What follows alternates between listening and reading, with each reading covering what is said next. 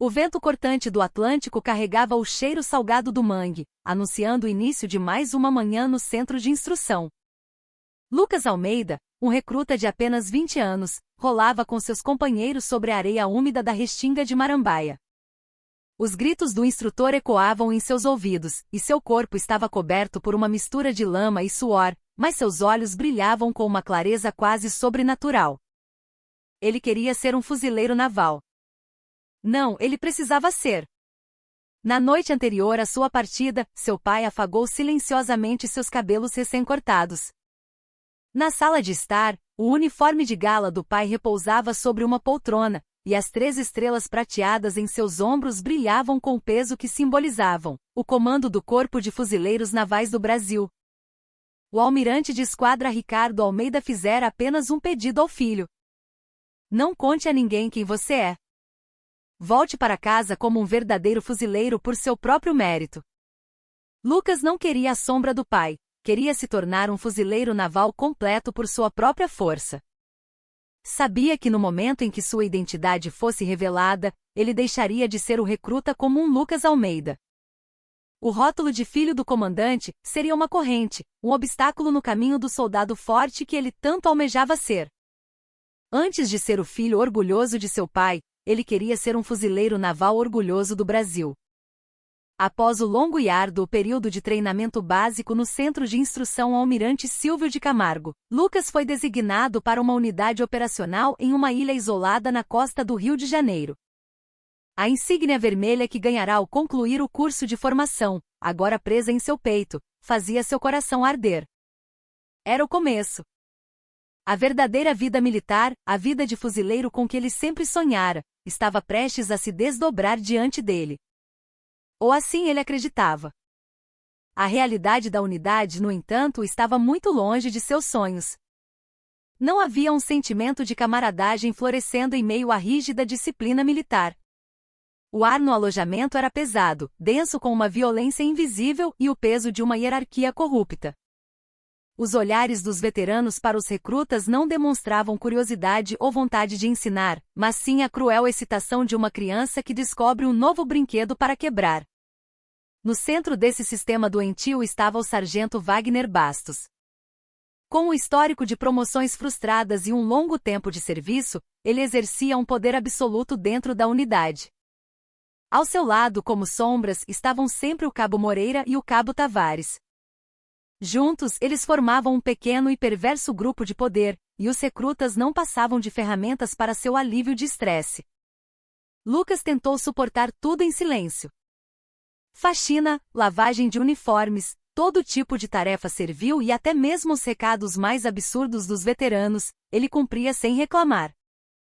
Acreditava que a única maneira de sobreviver era não se destacar, misturar-se silenciosamente ao grupo e tornar-se parte da unidade. Ele se dedicava ao treinamento mais do que qualquer um e seguia as lições dos veteranos com uma determinação feroz. Sua força física e mental já havia sido forjada ao limite no treinamento básico. A dor física comum não era um grande problema para ele. Mas foi justamente essa atitude de Lucas que irritou o sargento Bastos. Ele não via em Lucas o medo paralisante ou a tentativa de se esquivar do trabalho pesado como nos outros recrutas. Na maneira como Lucas suportava tudo silenciosamente mas com firmeza, Bastos lia uma estranha forma de desafio.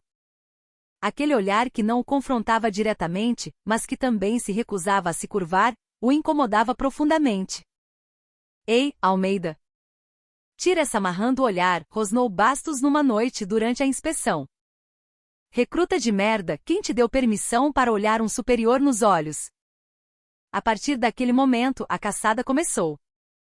Lucas Almeida tornou-se o alvo invisível do grupo do sargento Wagner Bastos. O assédio dele se tornava mais sutil e perverso a cada dia.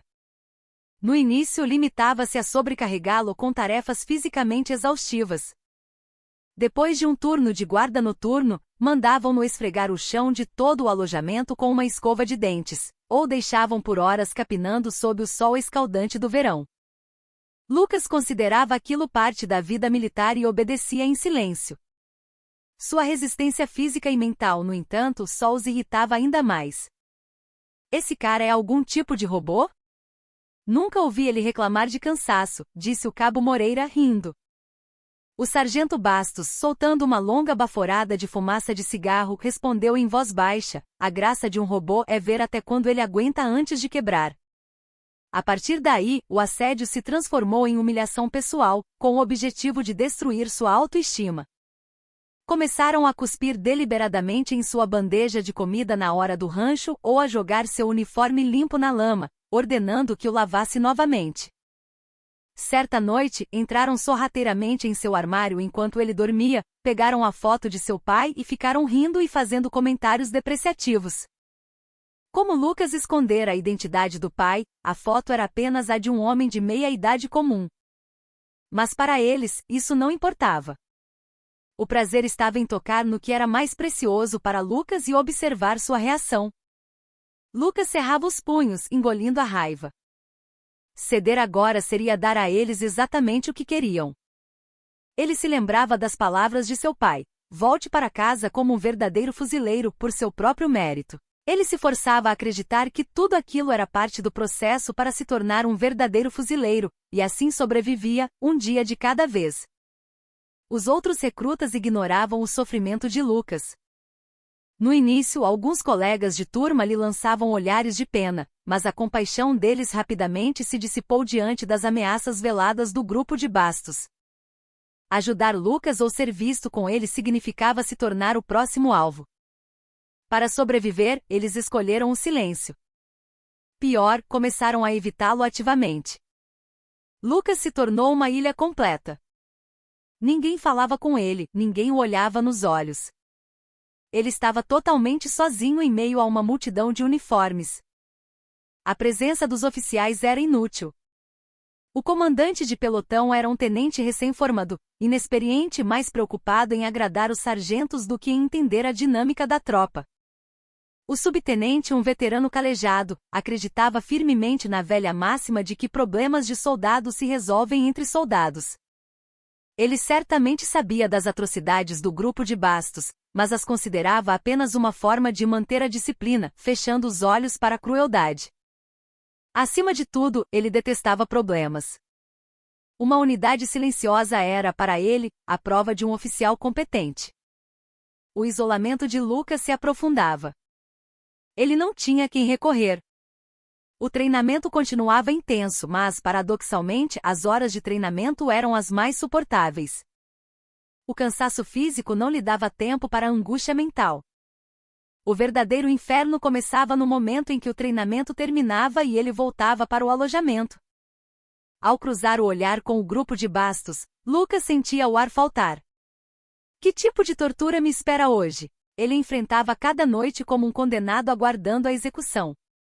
A crueldade dele se tornava cada vez mais ousada. Em um fim de semana, durante a tarde de descanso de toda a unidade, Bastos chamou Lucas para um depósito abandonado nos fundos do alojamento, um lugar que ninguém frequentava. Lá Moreira e Tavares o esperavam, como se estivessem ensaiado. Almeida, ouvi dizer que você é bom de físico. Vamos ver até onde aguenta. Sem qualquer motivo, eles o forçaram a ficar em posição de flexão.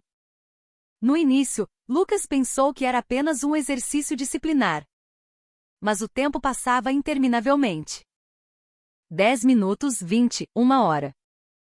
A dor em seus braços era excruciante.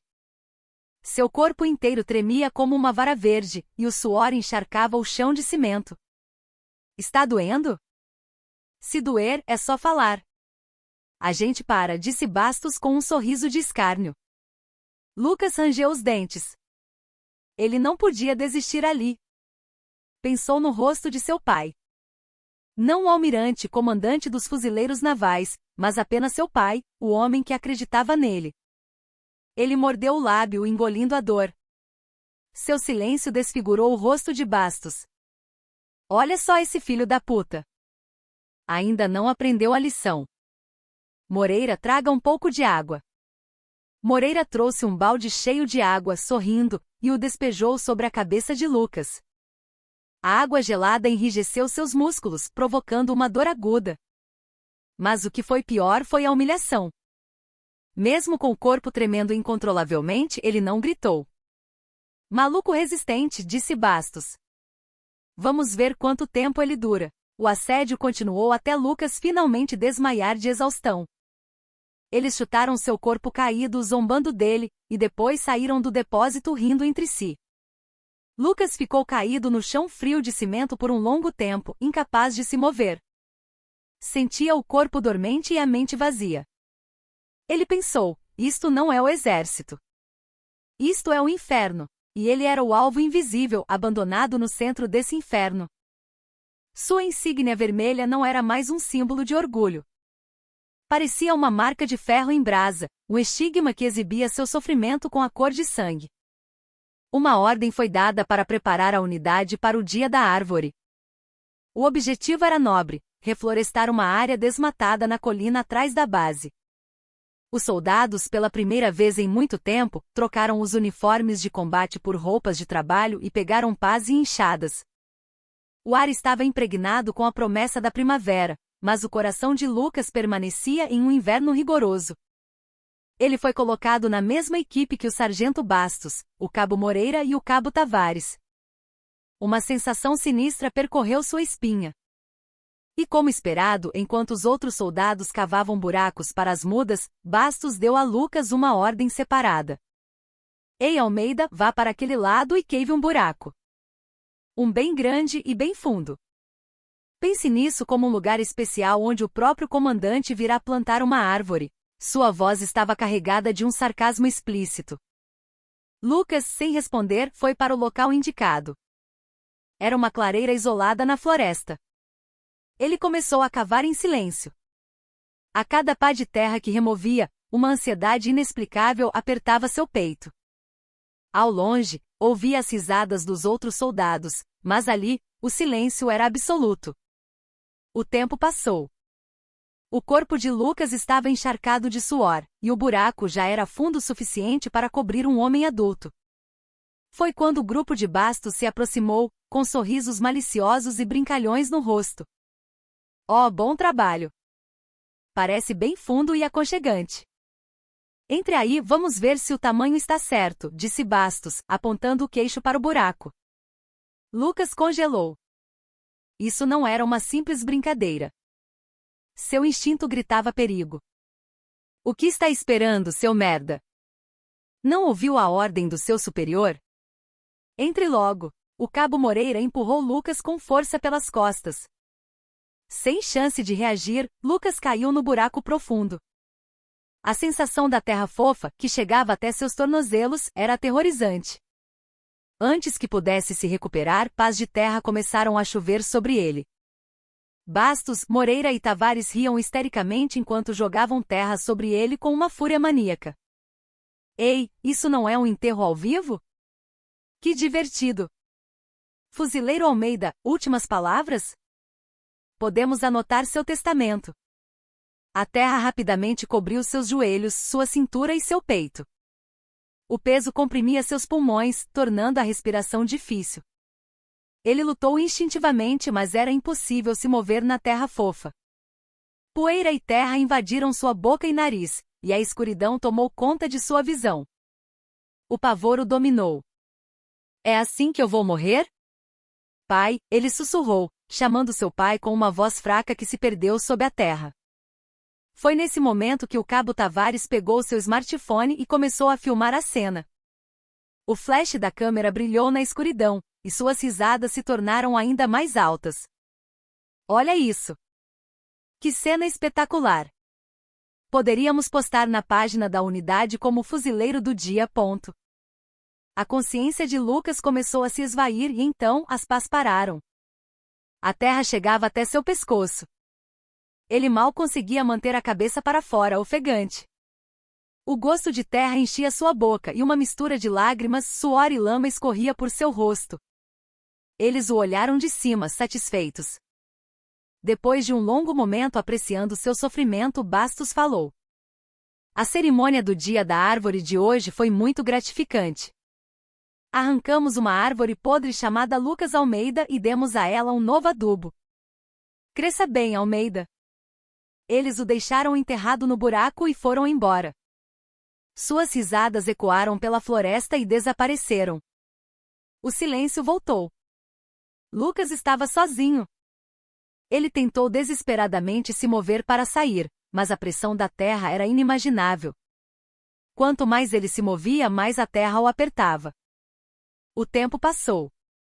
O sol começou a se pôr e um frio úmido tomou conta da floresta. O frio, o medo e o desespero o engoliram. A ideia de que ele poderia realmente morrer se a noite chegasse o aterrorizou.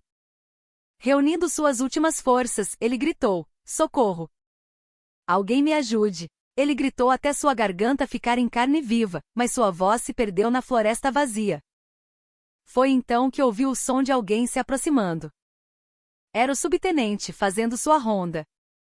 Lucas, como se visse um salvador, gritou mais uma vez. O subtenente, ao encontrar Lucas com apenas a cabeça para fora do buraco, ficou chocado. Ele rapidamente o tirou da terra. Arrastado para a superfície, Lucas desabou, exausto, tossindo violentamente. Que porra é essa? Quem fez isso? Perguntou o subtenente furioso. Com a voz trêmula, Lucas disse que foi ordem do grupo de Bastos. Ele acreditava que desta vez a justiça seria feita. Um ato de crueldade tão claro não poderia ser ignorado. Mas o que esperava por Lucas de volta à base não era um julgamento justo. O subtenente o levou à sala do comandante da companhia. O capitão, após ouvir o relatório, suspirou e olhou para Lucas. Em seus olhos não havia raiva, mas aborrecimento e constrangimento. Fuzileiro Almeida, não queremos que isso se torne um grande problema. Vamos tratar como uma brincadeira de mau gosto dos veteranos. Vou dar uma bronca séria no sargento Bastos para que isso não aconteça novamente. Que tal você simplesmente esquecer isso? Se você levar adiante, só vai ser pior para você. Lucas não podia acreditar no que ouvia. Uma brincadeira? Uma experiência de quase morte era uma brincadeira? O ato deles de zombar e filmar podia ser perdoado como uma simples brincadeira de mau gosto. Capitão, isso não foi uma brincadeira. Foi uma tentativa de homicídio, protestou Lucas com a voz trêmula. Mas o capitão balançou a cabeça. Cuidado com as palavras. Não se fala assim no exército. A vida em grupo é assim mesmo, é preciso saber ceder. Deixa que eu resolvo. Apenas esqueça, entendeu? Os oficiais, mesmo sabendo a verdade, fecharam os olhos. Pior, eles ativamente tentaram encobrir o caso. Para evitar um incidente desagradável na unidade, eles coagiram a vítima, Lucas, ao silêncio. Lucas estava completamente isolado. Ninguém o ajudaria. Seu corpo havia sido resgatado do buraco no dia da árvore, mas sua alma estava caindo em um abismo ainda mais profundo e escuro. O incidente, como o capitão havia dito, pareceu ser esquecido silenciosamente. O sargento Wagner Bastos e seu grupo não receberam nenhuma punição. Na verdade, eles se tornaram ainda mais arrogantes. O fato de Lucas ter se queixado a um oficial e nada ter acontecido foi como dar a eles um passe livre. Agora, não havia mais nada que os impedisse. O assédio a Lucas tornou-se mais implacável e cruel. Eles agora o chamavam de dedo duro e o desprezavam abertamente. No refeitório, no campo de treinamento, no alojamento, eles o provocavam e o insultavam a todo momento. Ei, dedo duro! Para quem você vai chorar hoje? Por que não escreve uma carta direto para o comandante? O cabo Tavares pegou as fotos que havia tirado naquele dia e as exibiu na frente de Lucas. A imagem mostrava o rosto de Lucas enterrado na terra, aterrorizado. Olha só isso! Não é uma obra de arte? Poderia usar como sua foto de funeral. As zombarias e risadas deles ecoavam pelo alojamento, mas ninguém defendia Lucas. Os outros recrutas, com medo do grupo de Bastos, tratavam Lucas como um fantasma. A conclusão de que se envolver com ele não traria nada de bom estava clara na mente de todos. A compaixão perdia força diante do medo. Ao permanecerem em silêncio, eles se tornaram cúmplices da maldade do grupo de Bastos. A condição de Lucas piorava a cada dia. À noite, ele era atormentado por pesadelos e não conseguia dormir. Durante o dia, sofria de ansiedade extrema e impotência. O brilho intenso que antes havia em seus olhos se perdeu, tornando-se vago e sem foco. Ele mal conseguia comer e seu corpo emagrecia a olhos vistos. Ele vagava pela base como um fantasma vivo. Os oficiais que não podiam ignorar sua mudança também permaneceram em silêncio. O capitão decidirá encobrir o incidente desde o início, e o subtenente apenas seguia as ordens do capitão. Para eles, Lucas era agora uma bomba-relógio prestes a explodir. Eles só esperavam que ele terminasse seu serviço militar sem causar mais problemas. Mas alguns dias se passaram. Lucas, sentindo que não podia mais suportar, reuniu sua última coragem e foi procurar o sargento-ajudante do batalhão. O sargento-ajudante era um veterano com décadas de serviço, conhecido como o pai dos soldados. Lucas acreditava que ele ouviria sua história e resolveria o problema. Com a voz trêmula, Lucas contou tudo o que havia acontecido, o assédio constante do grupo de Bastos, o terrível incidente no dia da árvore e o encobrimento pelo capitão e pelo subtenente. Enquanto ouvia, o sargento-ajudante assentia com uma expressão compreensiva. Lucas viu um raio de esperança. Mas quando sua história terminou, a expressão do sargento-ajudante mudou sutilmente. Ele suspirou profundamente e disse: "Fuzileiro Almeida, eu entendo perfeitamente como você se sente. Mas veja bem, o exército é assim mesmo. É um lugar onde os fortes sobrevivem. Seus superiores também aprenderam e suportaram as mesmas coisas. Se você não consegue aguentar e cria problemas como este no final, só você sai perdendo." Lucas sentiu seu coração gelar. Não podia acreditar nas palavras que saíam da boca do pai dos soldados. "O senhor está dizendo que eu criei o problema? Pode parecer duro, mas é a verdade. Se você tivesse aguentado um pouco mais, nada disso teria acontecido. Você vai criar um alvoroço e perturbar toda a unidade? O sargento Bastos já está perto de dar baixa. Se você aguentasse só mais um pouco. Não seria melhor?" O sargento-ajudante, fingindo confortá-lo, sutilmente transferiu a culpa para Lucas. Ele não queria que este incidente fosse relatado ao comandante do batalhão ou a um oficial de patente superior. A reputação da unidade e sua própria tranquilidade eram mais importantes. Ele já havia chegado a uma conclusão: este problema deveria ser abafado, convencendo o inadaptado Lucas a ficar quieto. "Vamos fazer assim. Não é que eu não entenda sua dor. Vou dar uma bronca severa no grupo de Bastos. Em troca, você promete não tocar mais neste assunto. Terminar isso de forma amigável é a melhor solução para todos." Lucas não conseguiu dizer mais nada. Sua última centelha de esperança se apagara. O capitão, o subtenente e agora o sargento-ajudante. Ninguém nesta unidade estava do seu lado. Eles eram todos parte de um grande cartel de silêncio. Cúmplices que, em nome de sua própria conveniência e da reputação da unidade, ignoravam e silenciavam completamente o sofrimento de um soldado. Quando Lucas saiu da sala do sargento-ajudante, atordoado, deu de cara com o sargento Bastos esperando no corredor. Aparentemente o sargento-ajudante o havia chamado. Bastos olhou para Lucas com um sorriso malicioso. Aquele sorriso parecia dizer: "Viu? Não adianta nada. Você nunca vai nos vencer."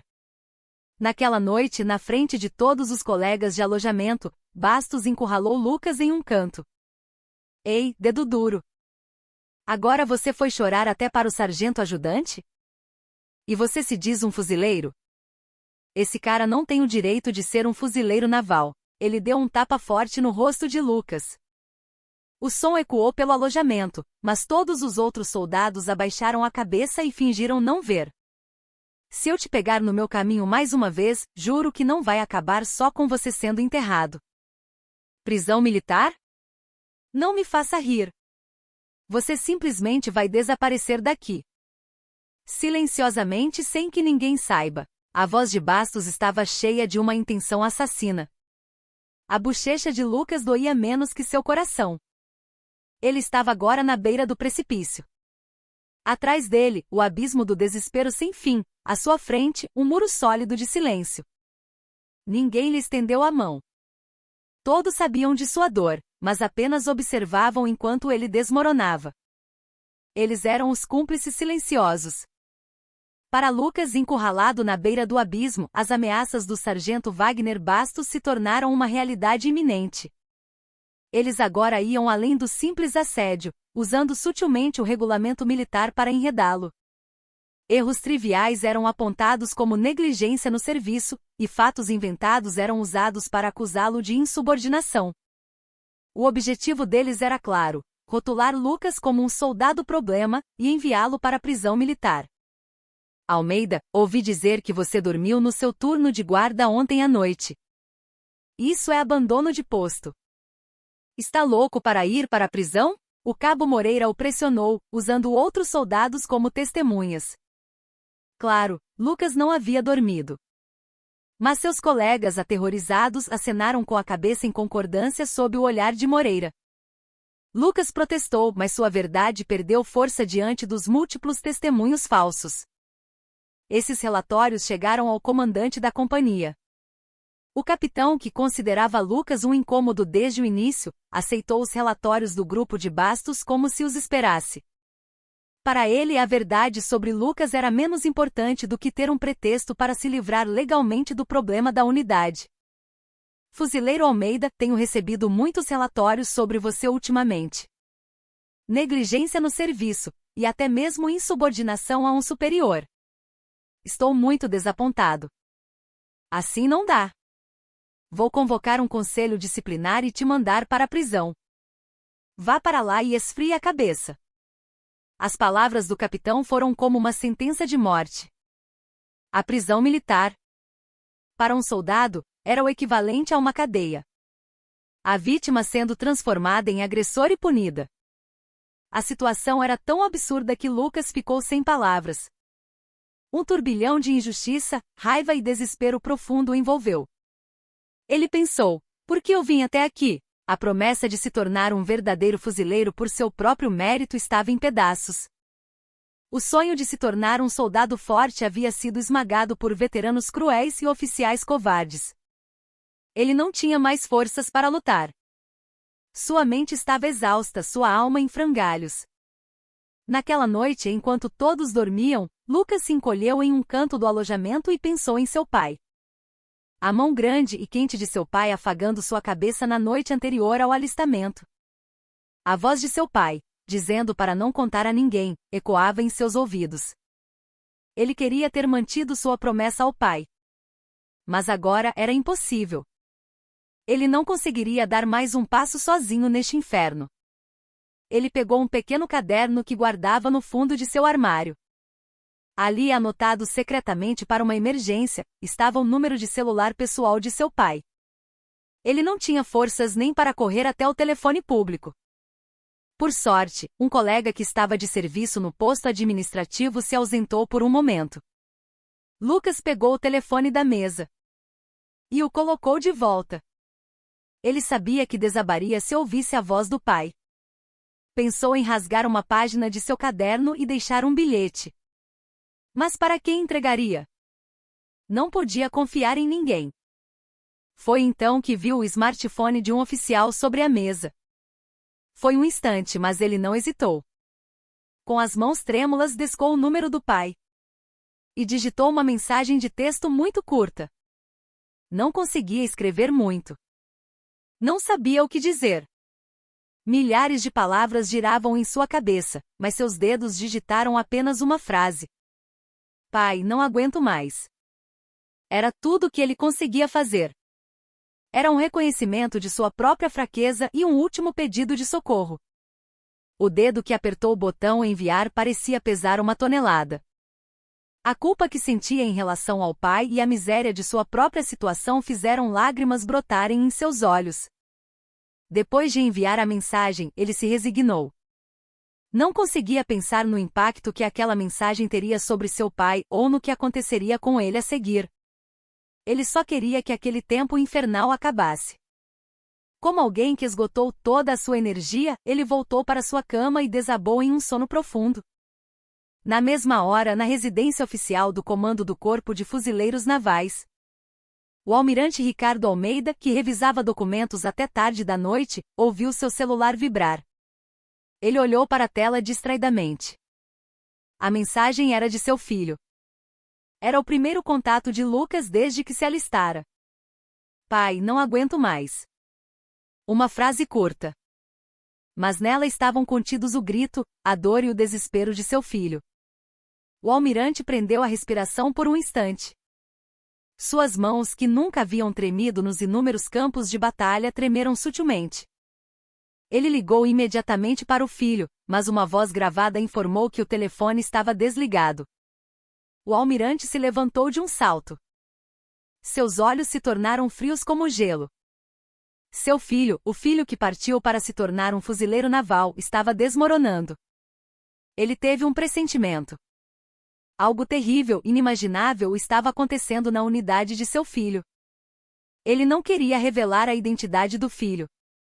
Era uma promessa entre eles e ele acreditava tirar do filho a oportunidade de crescer por conta própria. Mas a situação agora era diferente. Isso não era a dor do crescimento, era uma violência que destruía a alma. Ele chamou seu chefe de gabinete. Prepare o helicóptero para o amanhecer. Faremos uma inspeção surpresa na 5ª Brigada na ilha. Não informe a ninguém, nem mesmo ao comandante da unidade. Sua voz era dura e fria como aço. Ele não era mais apenas o pai de um garoto. Ele era o comandante do Corpo de Fuzileiros Navais do Brasil, empunhando uma espada para extirpar uma parte podre e corrupta de sua organização. Ele começou a se mover para salvar seu filho e seus fuzileiros. Uma grande tempestade, destinada a quebrar as portas do inferno, começava a se mover em direção à pequena ilha na costa do Atlântico. Na madrugada seguinte, a manhã na base começou como qualquer outra, imersa em silêncio e tensão. Mas um som estranho, que quebrou essa quietude, começou a se aproximar à distância. O ruído pesado e pulsante das hélices de um helicóptero. Os soldados, que inicialmente pensaram ser um treinamento de rotina, começaram a mostrar confusão em seus rostos. O som ficava cada vez mais alto, e um enorme helicóptero militar começou a circular sobre a base. Os soldados e oficiais que se preparavam para a formatura matinal no pátio de desfiles olhavam para o céu, atônitos. Aquele não era um helicóptero de transporte comum. Era um helicóptero de comando. O que está acontecendo? A tensão se espalhou pela base como um raio. Nem o comandante do batalhão nem o da brigada haviam recebido qualquer aviso daquela visita surpresa. O helicóptero pousou no centro do pátio, levantando uma forte ventania. Enquanto todos prendiam a respiração, a porta do helicóptero se abriu. E um homem desceu. Ele usava a cobertura de fuzileiro naval, o símbolo dos oficiais do corpo. Mas o que realmente chocou os soldados e oficiais foi a insígnia em seus ombros. 3 estrelas prateadas brilhando intensamente. O almirante de esquadra, comandante do Corpo de Fuzileiros Navais do Brasil. Tudo pareceu congelar. Os soldados ficaram paralisados onde estavam, e os oficiais de serviço ficaram pálidos. O comandante dos fuzileiros navais viera pessoalmente, sem aviso, a esta base insular remota. Isso não era uma visita de cortesia. Era um sinal de que algo terrível havia acontecido. O sargento Wagner Bastos e seu grupo, em particular, sentiram um frio na espinha. Eles sentiram o perigo instintivamente. Mas nem em seus piores pesadelos imaginaram que o que fizeram chegará aos ouvidos do comandante. Eles tentaram se consolar, pensando que era apenas uma grande inspeção na base e que tiveram o azar de serem pegos. Assim que desceu do helicóptero, o almirante Almeida deu uma ordem com voz de trovão. Toda a tropa, permaneçam em suas posições. Todos os oficiais, apresentem-se imediatamente em frente ao quartel-general. Sua voz não continha emoção, mas carregava uma ameaça que gelava os ossos de quem a ouvia. O comandante do batalhão, um tenente-coronel, correu e prestou continência. Pronto, meu almirante. Tenente-coronel Oliveira. O que o traz aqui? O almirante mal reconheceu sua continência e o interrompeu. Falarei com você mais tarde. A partir de agora, não questione minhas ordens e execute-as imediatamente. O olhar do comandante passou por cima do tenente-coronel e varreu as centenas de soldados alinhados no pátio. Ele caminhou lentamente em frente às tropas. O som de suas botas no chão de terra do pátio era o único ruído. Finalmente, ele parou em frente a um soldado. Era Lucas Almeida, que olhava para o chão com os olhos sem foco. Lucas não conseguiu levantar a cabeça. Seu pai, o almirante, estava bem na sua frente. Era o resultado da mensagem que ele enviará na noite anterior. Ele estava dividido entre a culpa de ter decepcionado o pai e um fio de esperança de que talvez pudesse escapar daquele inferno. O almirante Almeida não disse nada ao filho. Ele apenas deu um leve tapinha no ombro de Lucas e passou. Mas naquele breve contato, Lucas sentiu o coração de seu pai. Está tudo bem. Eu cheguei. Vou consertar tudo, era a promessa silenciosa. Então, o comandante parou em frente ao sargento Wagner Bastos. Bastos tentou manter uma expressão disciplinada, mas seus olhos tremiam de ansiedade. Você é o sargento Wagner Bastos? Perguntou o comandante em voz baixa. Bastos sentiu como se seu coração fosse parar. O comandante sabia seu nome. Positivo, meu almirante. Sargento Bastos. Ótimo. Eu vim para ver seu rosto de perto. O comandante não disse mais nada e subiu ao palanque. E então, ele se dirigiu a toda a tropa. Sua voz, mesmo sem microfone, dominava todo o pátio. Estou aqui hoje para erradicar o abuso e a corrupção que infestam esta unidade. Aqueles que desonram o nome dos fuzileiros navais e atormentam seus irmãos de armas não merecem ser chamados de fuzileiros. Eles são apenas criminosos. Assim que suas palavras terminaram, os policiais do exército que o seguiram do helicóptero entraram em ação. Sem hesitação, eles se aproximaram do sargento Bastos, do cabo Moreira e do cabo Tavares e os algemaram. O que vocês estão fazendo? Nós não fizemos nada de errado, gritou Moreira, mas os policiais o imobilizaram sem cerimônia. Naquele momento Bastos percebeu. Tudo aquilo era por causa de Lucas Almeida.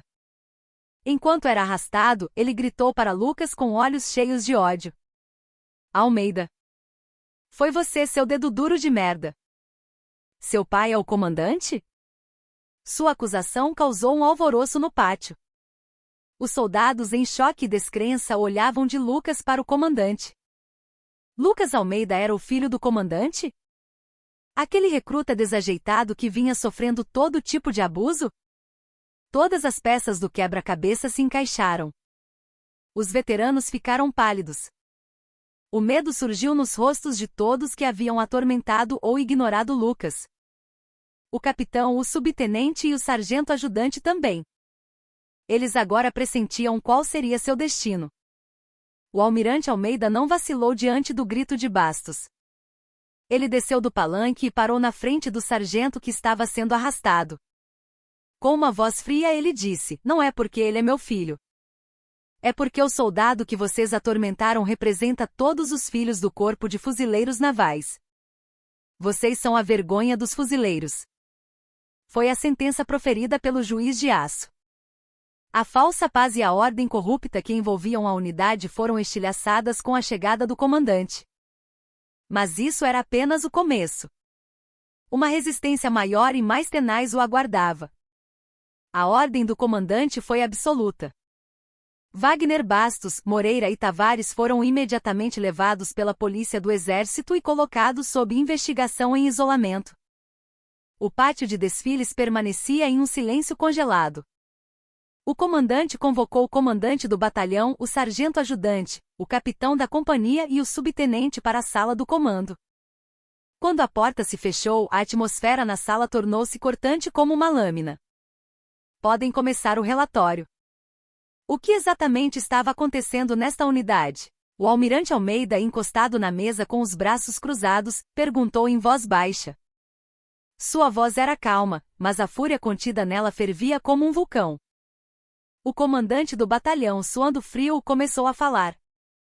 Meu almirante, como Vossa Excelência foi informado, houve um pequeno desentendimento entre os soldados. Um pequeno desentendimento? O comandante o interrompeu. Seus olhos ficaram gelados. Enterrar um soldado, tirar fotos e zombar dele é um pequeno desentendimento. Espancamentos contínuos e humilhação são uma brincadeira entre soldados. E saber de tudo isso, acobertar e ainda coagir a vítima ao silêncio, é o dever de um comandante? Cada uma de suas palavras era como um punhal cravado no coração dos oficiais. Eles ficaram chocados ao perceber que o comandante sabia de tudo. Lucas não tinha apenas se queixado ao pai de que estava passando por um momento difícil, ele havia contado todos os detalhes. O capitão, pálido, abaixou a cabeça. O sargento ajudante tentou encontrar uma desculpa, mas não conseguiu pronunciar uma palavra sob o olhar gélido do comandante. Eu confiei a vocês o comando, não o encobrimento de crimes. Vocês não são comandantes, são cúmplices. Não merecem vestir este uniforme. O comandante não desperdiçou mais palavras com eles. Ele se virou para o chefe da equipe de inspeção que o acompanhava. Inicie imediatamente entrevistas individuais com todos os soldados desta unidade. Investigue não apenas os abusos cometidos contra o fuzileiro Almeida, mas toda a corrupção que existiu nesta unidade. Concentre-se especialmente na negligência e nas tentativas de encobrimento por parte dos oficiais. A investigação de campo começou imediatamente. Os soldados foram chamados um a um para entrevistas confidenciais. No início, todos tinham medo de falar. Temiam a retaliação que viria assim que o comandante fosse embora. Eles estavam há muito tempo acostumados ao silêncio e à submissão. Mas após a persuasão persistente dos inspetores e o testemunho da ação drástica do comandante, rachaduras começaram a aparecer. O primeiro testemunho veio de um dos colegas de turma de Lucas. Eu estava com medo do sargento Bastos e não consegui dizer nada. Sinto muito por não ter ajudado Lucas, mesmo vendo o que ele estava passando. Uma boca se abriu e, como uma represa rompida, os testemunhos começaram a jorrar. Detalhes específicos de todos os abusos que Lucas sofrerá vieram à tona vividamente. Cuspir em sua comida, jogar seu uniforme na lama, o espancamento coletivo no depósito e o terrível incidente no dia da árvore. O testemunho sobre a existência da foto tirada pelo cabo Tavares também surgiu. A polícia do exército imediatamente revistou o armário e o celular de Tavares. E finalmente eles encontraram os arquivos das fotos. O rosto de Lucas aterrorizado e desesperado, com apenas a cabeça para fora da terra. E ao lado dele, os agressores, sorrindo e fazendo sinal de V com os dedos. Era a prova irrefutável do crime. Os testemunhos não se limitaram ao caso de Lucas. Inúmeros outros atos de maldade que o grupo de Bastos havia cometido contra outros recrutas começaram a ser revelados. Extorsão de dinheiro, insultos aos pais, privação de sono. Seus crimes iam além da imaginação. A unidade, que por fora parecia um modelo de disciplina, por dentro era um tumor prestes a explodir. Provas da negligência e do encobrimento dos oficiais também foram rapidamente reunidas. O fato de Lucas ter pedido ajuda ao capitão, ao subtenente e ao sargento ajudante e ter sido ignorado foi confirmado por meio do testemunho cruzado de vários soldados. Quando se descobriu que eles até mesmo tentaram enviar Lucas para a prisão militar, o comandante não conseguiu conter sua fúria. Durante a investigação, Lucas foi isolado e protegido na enfermaria. Pela primeira vez em dias, ele recebeu uma refeição quente e uma cama confortável. Mas sua mente não estava em paz. O fato de toda a unidade estar em caos por sua causa e de seu pai ter vindo até ali por ele o pesava. No final da tarde, o almirante Almeida foi visitar Lucas na enfermaria. Ele dispensou todos, e pai e filho ficaram sozinhos na sala. O pai, sem dizer uma palavra, abraçou os ombros magros do filho. Só então, Lucas desabou no choro contido. Ele chorou por um longo tempo, desconsolado como uma criança. Desculpe, pai. Eu não consegui cumprir minha promessa. Não consegui superar isso sozinho. Enquanto o filho soluçava, o pai afagou suas costas e disse em voz baixa: "Não, meu filho. Você aguentou até o fim. O que está errado não é você, é este exército. Eu vou mudar isso. Eu vou colocar tudo de volta no lugar. Ao ouvir as palavras do pai, Lucas levantou a cabeça. Os olhos de seu pai estavam cheios de tristeza, raiva e uma determinação de aço. Lucas percebeu. Esta não era mais apenas a sua luta. Era a luta de seu pai e uma luta pela honra do Corpo de Fuzileiros Navais. A investigação de campo havia terminado, mas a verdadeira guerra estava apenas começando. O tempo congelado havia derretido, e uma engrenagem gigantesca começara a girar. A notícia da inspeção surpresa do comandante e da prisão em flagrante dos principais agressores se espalhou como um raio pela rede de comunicações militares. O impacto do incidente rapidamente transcendeu a unidade e alcançou os escalões superiores. O comandante da brigada, o comandante da divisão e os principais oficiais do Estado-Maior do Corpo de Fuzileiros Navais ficaram perplexos com a ação direta e sem precedentes do comandante. Quando o relatório do incidente chegou ao comandante da brigada, ele não pôde acreditar no que ouvia. O filho do comandante havia sofrido abuso em uma unidade sob seu comando, e o próprio comandante viera de helicóptero para prender os agressores. Este não era um simples caso de abuso entre soldados. Era um problema que envolvia a disciplina e a honra de todo o exército, um grande escândalo que poderia custar a cabeça dos comandantes. O comandante da brigada relatou imediatamente ao comandante da divisão, que contatou o vice-comandante do Corpo de Fuzileiros Navais. Como se seguissem um roteiro ensaiado, todos disseram a mesma coisa: este incidente não pode vazar para o público. Manchará a honra do exército. Devemos resolver isso internamente e silenciosamente de alguma forma. Para eles, o mais importante não era o sofrimento do soldado vitimado ou a erradicação do abuso, mas sim proteger suas posições, a estabilidade da organização militar e evitar as críticas que viriam de fora. A alegação de que a disciplina militar seria prejudicada era sua lógica de autodefesa mais eficaz. Naquela noite, uma reunião de emergência foi convocada no quartel-general do comando, para onde o comandante havia retornado. Na reunião com os principais comandantes e oficiais do Estado-Maior, o almirante Almeida compartilhou os resultados da investigação de campo e disse em tom severo: este incidente não é um desvio de alguns soldados. É uma tragédia causada por uma cultura militar podre e pela negligência total dos oficiais que a permitiram e a encobriram. Farei deste caso um exemplo para soar o alarme em todo o Corpo de Fuzileiros Navais. Todos os envolvidos serão severamente punidos de acordo com a lei militar, e medidas fundamentais serão tomadas para prevenir a reincidência. Mas a atmosfera na sala de reuniões era fria. Ninguém concordou com a postura firme do comandante. O general de alta patente, que servirá com ele por muitos anos, falou com cautela: com todo respeito, almirante, entendemos sua intenção, mas este caso é muito delicado. Se for revelado que a vítima é seu filho, o público o acusará de abalar o exército por motivos pessoais. Isso poderia obscurecer a questão central da erradicação do abuso. Suas palavras eram sutis. Fingindo apoiar o comandante, ele estava justificando a necessidade de minimizar e encobrir o incidente. Outros oficiais rapidamente concordaram. Exato. A melhor solução é levar os soldados agressores a um tribunal militar silenciosamente e dispensar os oficiais responsáveis com uma punição interna discreta. Se a imprensa não souber, podemos resolver isso em silêncio. Estabelecer a disciplina é importante, mas a estabilidade da organização vem primeiro. O Corpo de Fuzileiros Navais inteiro não deve ser condenado por causa deste único incidente. Eles começaram a construir um muro gigante, escondendo-se atrás dos nomes de organização e honra. O almirante Almeida percebeu que todos, exceto ele, queriam encobrir e minimizar o incidente. Esta não era uma luta contra alguns soldados ou oficiais delinquentes. Era uma luta contra as práticas antigas e corruptas da organização militar, contra o próprio sistema gigantesco. A pressão não vinha apenas de dentro do exército.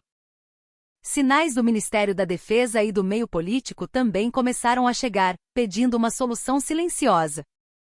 Forças que não queriam que um incidente desagradável nos fuzileiros navais se tornasse uma questão social começaram a se mover.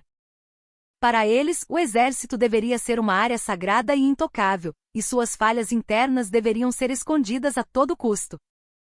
O comandante retornou ao seu gabinete e mergulhou em profunda agonia. Ele estava diante de duas escolhas.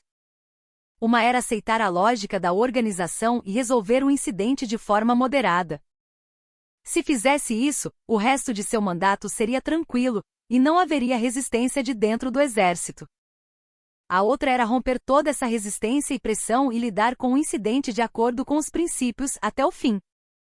Se fizesse isso, ele transformaria toda a organização militar em seu inimigo e talvez tivesse que arriscar toda a sua carreira.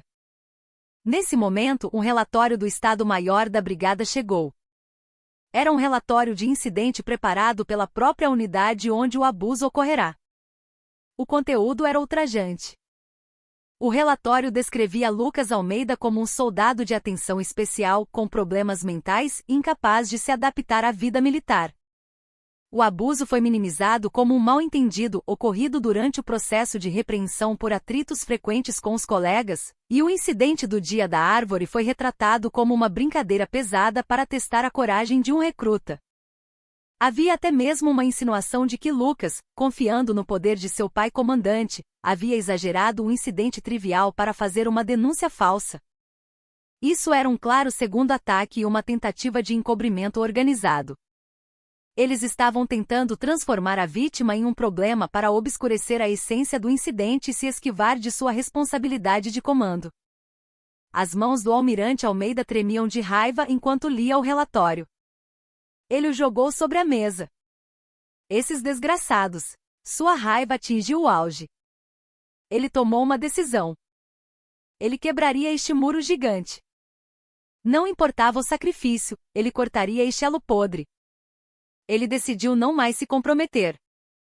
Esta era uma questão de justiça, uma luta da qual ele, como soldado e como pai, não podia recuar. Ele apertou o interfone e chamou seu chefe de gabinete. Solicite formalmente uma auditoria ao gabinete do inspetor-geral do Ministério da Defesa. E instrua a Procuradoria Militar a iniciar uma investigação em meu nome. Diga a eles que quero uma investigação sem santuários e que não se curvem a nenhuma pressão externa. O almirante Almeida escolheu o confronto direto. Foi o momento em que ele decidiu colidir de frente com o muro gigante da organização militar.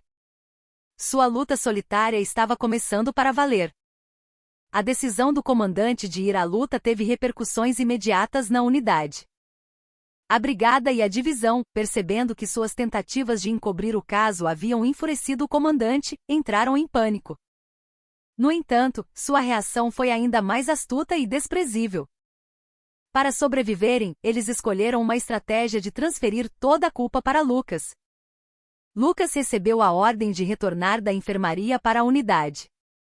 A razão oficial era que a investigação havia terminado, mas o verdadeiro propósito era diferente. Eles queriam devolvê-lo ao convívio de seus colegas para isolá-lo e rotulá-lo como traidor. A atmosfera que recebeu Lucas de volta ao alojamento era gélida. Ninguém falava com ele. Seus colegas de turma o evitavam, e os veteranos o fuzilavam com olhares de desprezo e hostilidade. Para eles, Lucas não era mais uma vítima de abuso. Ele era o dedo duro, o traidor que, confiando no poder de seu pai, havia virado toda a unidade de cabeça para baixo. Por causa desse cara, nossa unidade está completamente ferrada. Só porque é filho do comandante, acha que pode tudo. Fica se fazendo de santo e no final foi correndo contar pro papai. Coitado do sargento Bastos. A carreira dele acabou por causa de um merdinha desses. Comentários como esse circulavam abertamente entre os soldados. Essa opinião pública foi sutilmente instigada pelos oficiais. O capitão reuniu os soldados e disse: a honra de nossa unidade foi jogada na lama por causa deste incidente. Todos devemos nos unir para reconstruir a unidade, insinuando que Lucas era a causa do problema. A letra escarlate de "o cara que se acha por causa do pai" foi marcada em Lucas. Ele agora era ostracizado por um grupo ainda maior do que o de Bastos. Ser tratado como um fantasma era o básico. Na hora das refeições, ninguém se sentava perto dele, e ele sempre comia sozinho. Durante o treinamento, eles o excluíam sutilmente ou lhe davam as tarefas mais perigosas. O mais doloroso era a atitude de outras vítimas que haviam sido atormentadas junto com ele pelo grupo de Bastos. Quando a investigação da promotoria militar começou, os investigadores procuraram outras vítimas e pediram seus testemunhos. Mas todos eles, como se tivessem combinado, fecharam a boca. Eu nunca fui assediado. O sargento Bastos era rigoroso com a disciplina, mas era um bom superior. Eles tinham medo de retaliação. O comandante um dia iria embora, mas eles teriam que continuar o resto do serviço militar naquela unidade. Para eles que não tinham o apoio poderoso de Lucas, dizer a verdade era o mesmo que declarar que o resto de sua vida militar seria um inferno. Para sobreviver, eles escolheram a mentira e, no processo, viraram as costas completamente para Lucas. A traição dos companheiros que um dia compartilharam da mesma dor deixou uma cicatriz profunda no coração de Lucas. Ele não conseguia entender. Por que não diziam a verdade? Não deveriam aproveitar esta oportunidade para consertar tudo? Mas ele logo percebeu. O silêncio deles não era covardia, mas um instinto de sobrevivência nascido do medo. Lucas caiu em um desespero profundo novamente. Seu pai havia intervindo, mas a situação não melhorará em nada. Pelo contrário, ele agora enfrentava uma violência mais sutil e massiva. A violência física desaparecera, mas o isolamento psicológico e o ostracismo coletivo que o sufocavam lentamente eram ainda mais difíceis de suportar. Uma noite, enquanto todos dormiam, um recruta se aproximou silenciosamente de Lucas. Ele era uma das vítimas que costumava ter seu dinheiro extorquido pelo grupo de Bastos. Fuzileiro Almeida.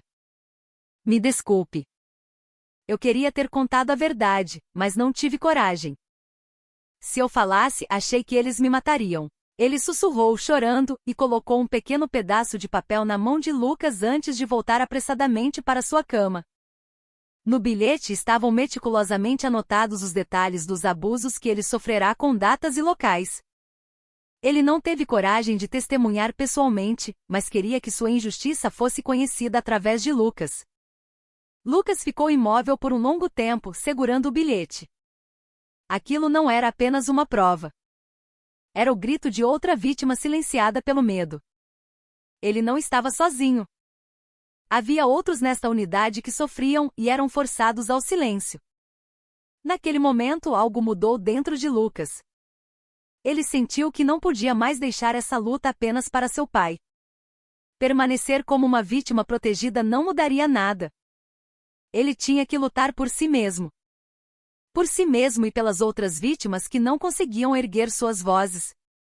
Ele decidiu aceitar de bom grado o estigma de "o cara que se acha por causa do pai". Mesmo que esse estigma o fizesse sofrer, ele não recuaria se esse fosse o caminho para a verdade. Ele não vacilaria mais. Na manhã seguinte, Lucas contatou o promotor militar. Ele disse que testemunharia pessoalmente. E que, para encorajar as outras vítimas, ele se tornaria a voz delas. A letra escarlate não era mais uma corrente para ele, tornou-se uma marca que lhe dava uma razão para lutar. O almirante Almeida enfrentou uma enorme resistência dentro do exército. Quando ele solicitou pessoalmente uma auditoria ao gabinete do inspetor-geral do Ministério da Defesa e ordenou uma investigação sem santuários pela promotoria militar, a reação da organização se intensificou. Generais de sua turma expressaram abertamente seu descontentamento, perguntando por que levar isso tão longe, e altos funcionários do Ministério da Defesa pressionaram, dizendo que a ação unilateral dos fuzileiros navais estava minando a hierarquia de todo o exército. Eles constantemente invocavam a estabilidade da organização e a honra do exército. Mas para o almirante Almeida, isso era apenas uma desculpa covarde para esconder uma ferida podre. Ele recebeu relatórios de que seu filho Lucas estava sendo rotulado como traidor dentro da unidade e sofrendo um segundo ataque. Ele também soube que outras vítimas estavam em silêncio por medo de retaliação. A fúria o consumiu. É isso que vocês chamam de estabilidade da organização? Matar a vítima uma segunda vez e silenciar aqueles que tentam dizer a verdade é a honra do exército que vocês querem proteger? Ele gritou em uma reunião, batendo na mesa. Mas seu grito ecoou no vazio. Eles já haviam formado um cartel gigantesco. A pressão política também começou. Alguns membros da Comissão de Defesa do Congresso de ambos os partidos contataram o comandante por canais não oficiais. A lógica deles era a mesma: é melhor que os problemas internos do exército sejam resolvidos pelo próprio exército. Era uma mistura de persuasão e ameaça, sugerindo que ele terminasse o caso discretamente e se aposentasse com honra, já que seu mandato estava chegando ao fim. O almirante Almeida percebeu: esta luta ia além de erradicar o abuso dentro do exército. Era uma guerra contra toda a força corrupta que considerava o exército seu feudo. Eles não queriam a reforma dos fuzileiros navais. Eles só queriam um exército silencioso, controlável e sem problemas. Tarde da noite, sozinho em seu gabinete, o almirante Almeida pegou uma foto de seu filho Lucas antes do alistamento. Sobre o rosto de seu filho, com cabelos curtos e um sorriso tímido, sobrepôs-se a imagem de seu filho aterrorizado na cova de terra. Ele se debateu entre sua honra como soldado e sua responsabilidade como pai. Se recuasse agora, poderia terminar seu mandato sem problemas e se aposentar com honra. Mas ele nunca mais conseguiria olhar nos olhos de seu filho. Ele se tornaria um pai que mostrou ao filho que a justiça pode ser derrotada. E ele seria registrado na história como um comandante covarde que ignorou o sofrimento de inúmeros outros Lucas na violência massiva do exército. Ele se levantou e olhou para a escuridão lá fora. Sua vida inteira, décadas vestindo o uniforme e jurando lealdade à nação, passou como um flash diante de seus olhos. Por que eu cheguei até aqui? O que as 3 estrelas em meus ombros significam para mim? Não era apenas um símbolo de poder. Era o peso da responsabilidade infinita pela vida e bem-estar de dezenas de milhares de fuzileiros navais. Ele tomou sua decisão. Ele apostaria toda a sua carreira militar, toda a honra de sua vida restante nesta luta. Ele começou para salvar seu filho, mas agora ele tinha que lutar para consertar todo o corpo de fuzileiros navais e, por extensão, o exército deste país. No dia seguinte, ele solicitou uma reunião privada com o general de sua confiança, um homem de caráter íntegro que liderava a equipe de auditoria interna do exército. Ele pediu uma investigação completa e baseada em princípios, apesar de toda a pressão política e organizacional. Esta auditoria pode ser a última missão da minha carreira militar. Mas não importa. É algo que alguém tem que fazer. Seja minha espada. Não tolere santuários nem pressões externas. Arranque esta raiz podre completamente. Diante de sua determinação sombria, o chefe da equipe de auditoria assentiu em silêncio. E então ele ligou para seu filho Lucas. Ele estava preocupado com o filho, que passava por um momento difícil na unidade, mas falou com uma voz deliberadamente calma. Filho, será uma luta difícil. Talvez seu pai tenha que tirar este uniforme por causa disso.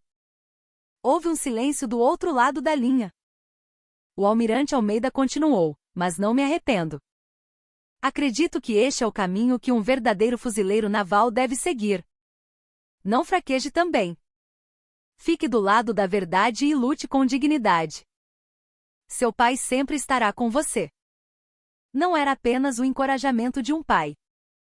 Era a confiança e a promessa de um fuzileiro naval veterano para um novato, de um camarada para outro que trilhava o mesmo caminho.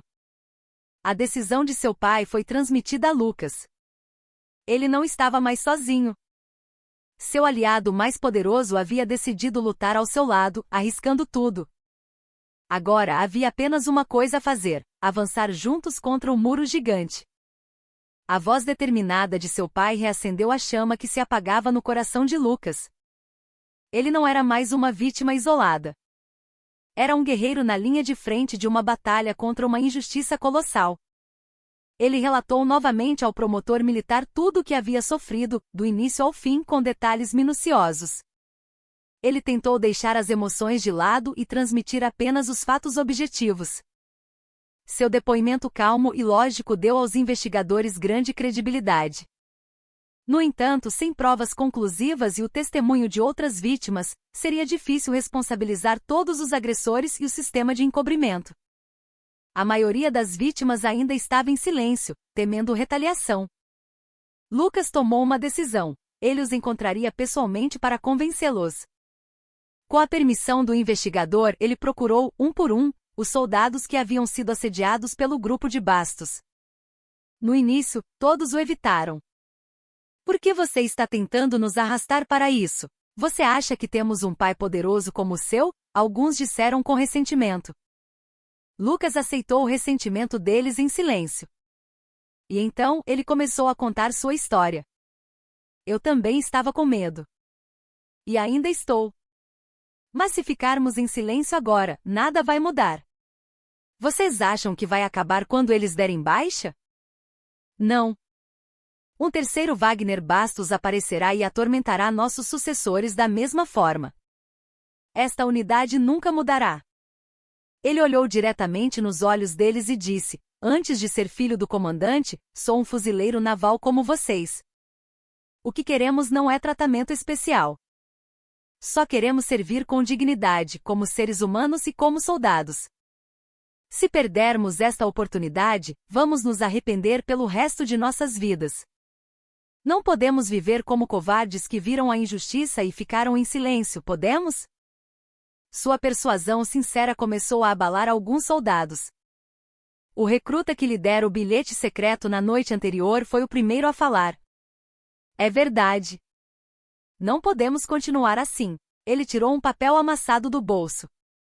Era um diário muito mais detalhado do que o bilhete que dera a Lucas, registrando todos os abusos que sofrerá. Eu vou testemunhar. Não vou mais me esconder covardemente. Sua palavra corajosa foi o gatilho. Um a um, outras vítimas começaram a se abrir. Eles que conheciam a dor um do outro, mas a ignoravam, finalmente começaram a falar com uma só voz, com Lucas no centro. Eles trouxeram à tona as cicatrizes e as provas que haviam escondido. Fotos de hematomas, cartas rasgadas, gravações de ameaças. A pequena chama chamada coragem finalmente se transformou em uma tocha gigante. Com os testemunhos coletivos e as provas materiais das vítimas, a investigação ganhou força. A promotoria militar indiciou não apenas o grupo de Bastos, mas também o capitão, o subtenente e o sargento ajudante por negligência e abuso de poder por terem ignorado e encoberto o incidente. O comandante do batalhão e o da brigada também não conseguiram escapar da responsabilidade de comando. A situação chegou a um ponto em que o sistema de encobrimento dentro do exército sentiu a crise. Eles jogaram sua última cartada para deter o almirante Almeida, a imprensa. Eles começaram a vazar informações sutilmente distorcidas para veículos de mídia amigos. Filho do comandante dos fuzileiros navais provoca expurgo em massa na unidade, temores sobre a disciplina militar. Abuso de poder do comandante agrava conflito interno nos fuzileiros navais. Artigos com manchetes sensacionalistas como essas começaram a aparecer. Era uma tentativa desprezível de virar a opinião pública a seu favor e quebrar a determinação reformista do almirante Almeida. Mas suas intenções tiveram o efeito oposto.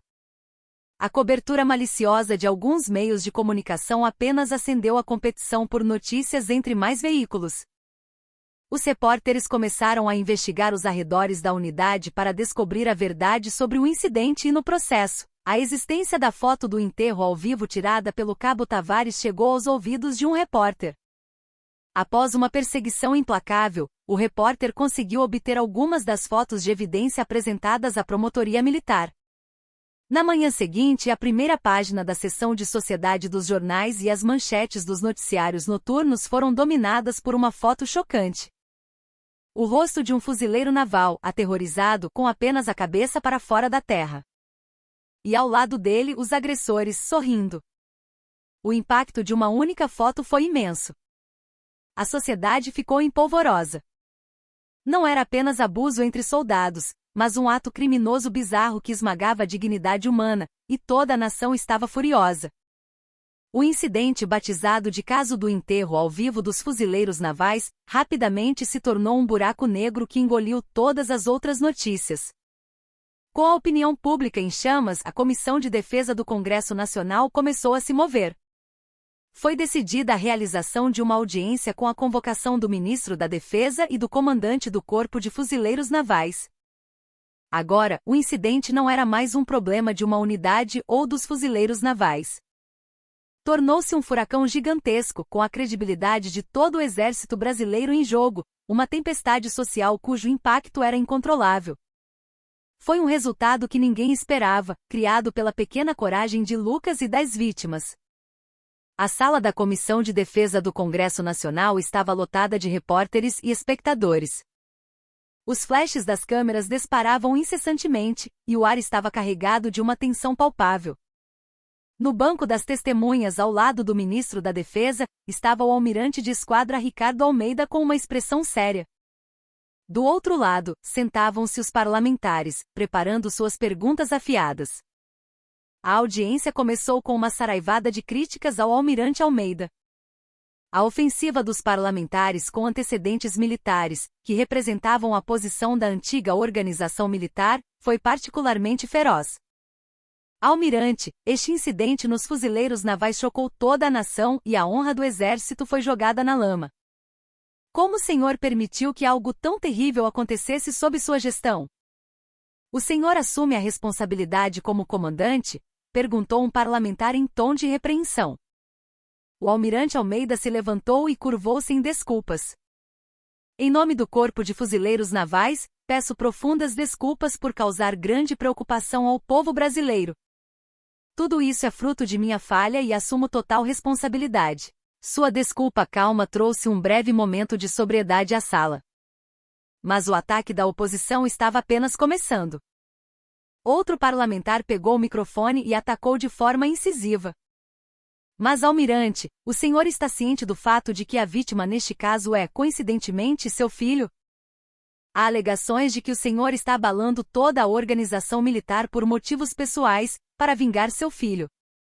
O que o senhor pensa das críticas de que está exagerando uma briga entre soldados, minando a disciplina militar e instigando conflitos internos? Era exatamente esse o ponto que eles queriam atingir. A intenção era transformar a essência do incidente em uma vingança pessoal do comandante. Todos os olhos na sala se voltaram para a boca do almirante Almeida. Ele fechou os olhos por um momento e depois começou a falar lentamente. Respondendo à sua pergunta, deputado. Sim, o soldado vitimado é meu filho. Mas, antes de ser pai de um garoto, sou o comandante do Corpo de Fuzileiros Navais, responsável pela vida de dezenas de milhares de fuzileiros. Sua voz era baixa, mas cada palavra carregava força. Não estou furioso porque meu filho foi a vítima. Estou furioso porque um filho do Brasil, um jovem que veio ao exército para se tornar um fuzileiro naval, foi tratado de forma desumana e levado ao limiar da morte. E porque a própria organização militar tentou encobrir e minimizar esse fato. Isso não é um sentimento pessoal, mas a fúria pública que um comandante deve sentir. Ele pegou uma pasta de documentos que havia preparado e continuou. Respeitáveis parlamentares e povo brasileiro, não estou aqui hoje para dar desculpas ou fugir da responsabilidade.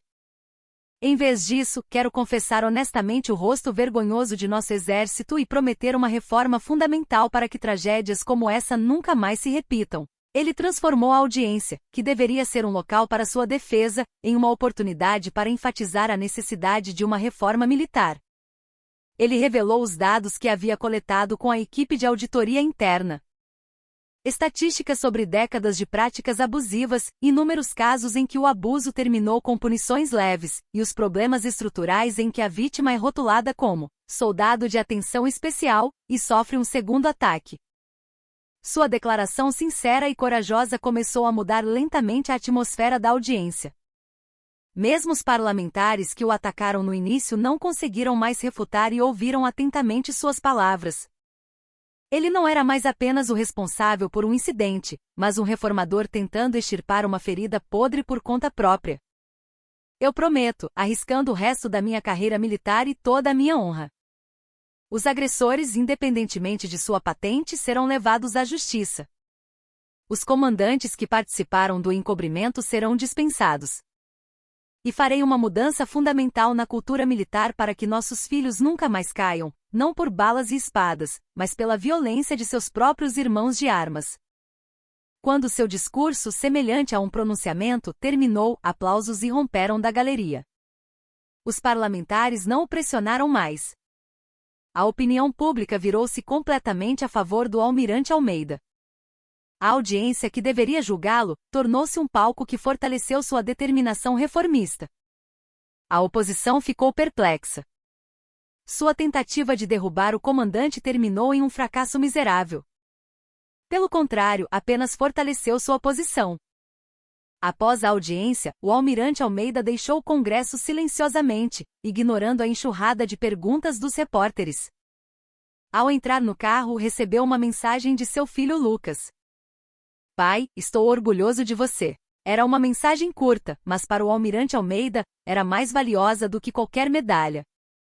Ele olhou pela janela e sussurrou para si mesmo, agora é o verdadeiro começo. A maior montanha havia sido superada.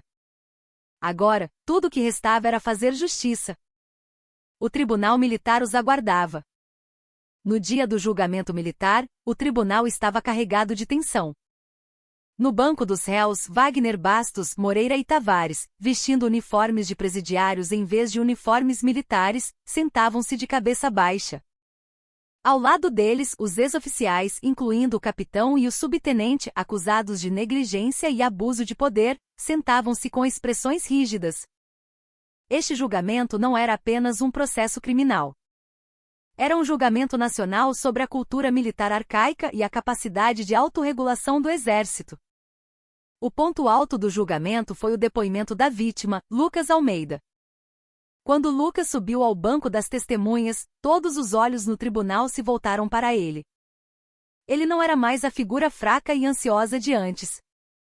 Com o cabelo curto de fuzileiro naval e uma postura firme, seus olhos, embora guardassem tristeza, brilhavam com a determinação de dizer a verdade. Respondendo às perguntas do promotor militar, Lucas começou a testemunhar calmamente sobre os eventos que viveu desde o alistamento.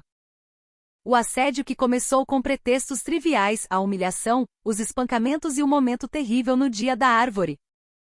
Sua voz calma, paradoxalmente, transmitia a profundidade de seu sofrimento de forma ainda mais vívida.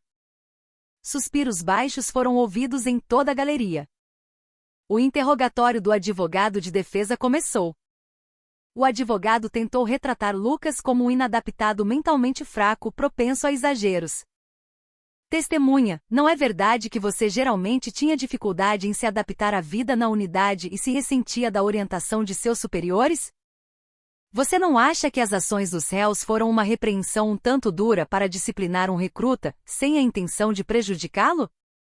Não havia uma intenção de retaliar os réus, exagerando um incidente trivial, usando o fato de seu pai ser o comandante dos fuzileiros navais? As perguntas afiadas perfuraram o peito de Lucas. Mas ele não vacilou. Ele olhou diretamente nos olhos do advogado e respondeu: eu queria ser um fuzileiro naval. Queria me tornar o soldado mais forte e defender meu país. Por isso estava preparado para suportar qualquer treinamento difícil, qualquer repreensão.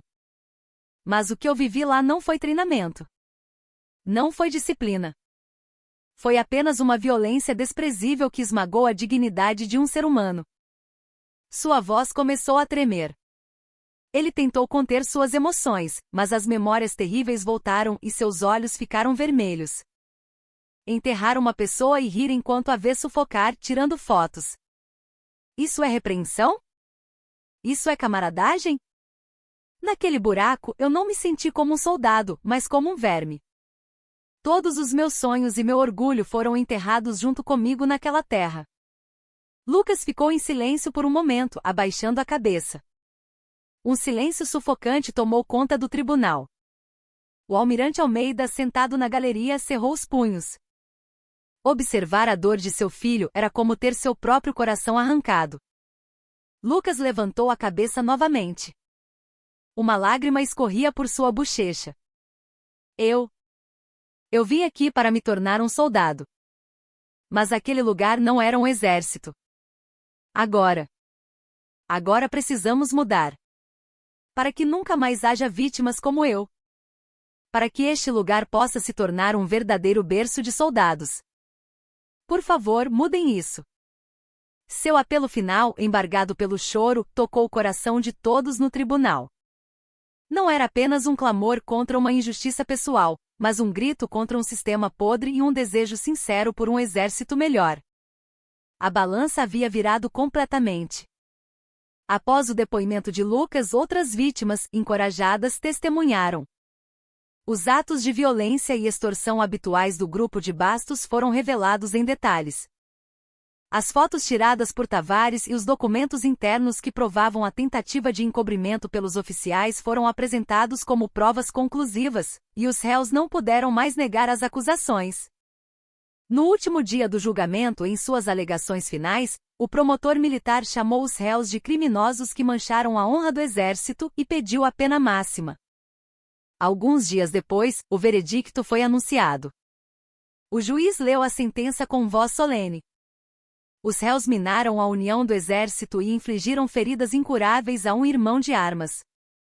Especialmente, o método de seus crimes foi extremamente cruel e desumano, e como não demonstram remorso, uma punição severa é inevitável. O principal réu, Wagner Bastos, foi condenado a 5 anos de prisão. Moreira e Tavares, a 3 anos cada. O capitão e os oficiais que tentaram encobrir o caso foram dispensados com desonra e receberam sentenças suspensas. E como responsáveis pelo comando, o comandante do batalhão, o da brigada e o da divisão foram todos destituídos de seus cargos. No momento em que a justiça foi feita, Lucas fechou os olhos silenciosamente. A longa, longa batalha havia terminado. Suas lágrimas não eram mais um símbolo de fraqueza. Eram a voz da verdade e a prova da justiça finalmente vitoriosa. Após o julgamento militar, o Corpo de Fuzileiros Navais enfrentou uma reforma sem precedentes. O almirante Almeida, como prometido na audiência, iniciou o trabalho de transformar fundamentalmente toda a cultura militar, usando este incidente como um ponto de partida. Primeiramente, a unidade onde o abuso ocorreu foi praticamente desmantelada.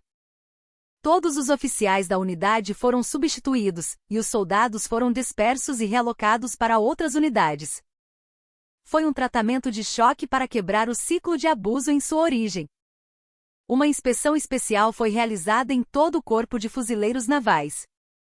Um comitê de inovação da cultura militar, com a participação de instituições especializadas externas e civis, foi lançado para diagnosticar objetivamente os problemas da organização militar fechada e propor melhorias. A educação em direitos humanos para os recrutas foi fortalecida, e um sistema foi introduzido para reduzir a autoridade dos soldados veteranos, ao mesmo tempo em que fortalecia a responsabilidade e o papel dos oficiais. O procedimento de denúncia de abuso foi drasticamente simplificado. Agora, os soldados podiam usar uma linha direta para se comunicar diretamente com o comandante, sem passar pela cadeia de comando. Medidas para garantir a proteção rigorosa da identidade dos denunciantes e prevenir a retaliação também foram implementadas. Claro, não faltou resistência interna a essas mudanças radicais. Alguns oficiais conservadores e grupos de veteranos levantaram vozes críticas, alegando que o espírito de luta e a disciplina característicos dos fuzileiros navais estavam sendo minados.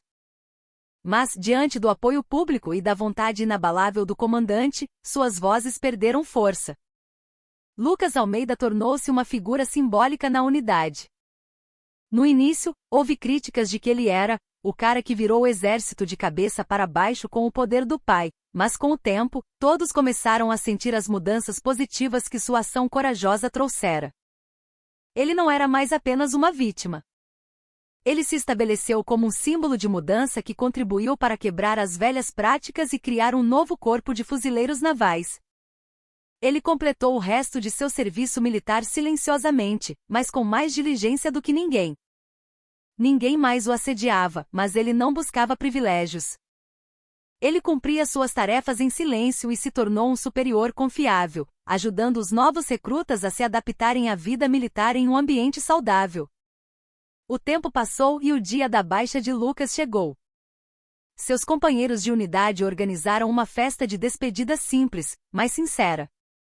O comandante da unidade, ao receber sua apresentação de baixa, segurou sua mão e disse: "Fuzileiro Almeida, Graças a você, não apenas nossa unidade, mas todo o corpo de fuzileiros navais pôde renascer.